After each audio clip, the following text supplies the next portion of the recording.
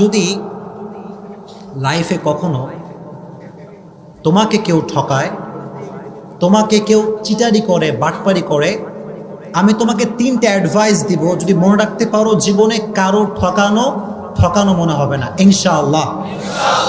যদি লাইফে একদম আমার চোখে চোখ রাখো যুবকরা, যদি তোমার গার্লফ্রেন্ডও ঠকায়, তোমার বন্ধু ঠকায়, যেই ঠকাক না কেন, 3টা অ্যাডভাইস মনে রাখবা। যদি বলো কয়টা অ্যাডভাইস?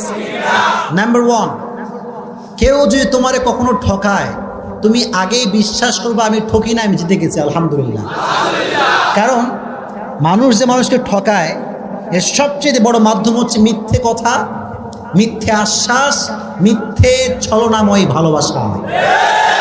ছ্যাঁকা খাইয়া যুবক বেকা হয়ে যায়, হ্যাঁ, দিন যৌবন কিচ্ছু আর ভালো লাগে না। তো এই যে মানুষ তোমাকে ছ্যাঁকা দেয়, কষ্ট দেয়, প্রতারণা করে, এটা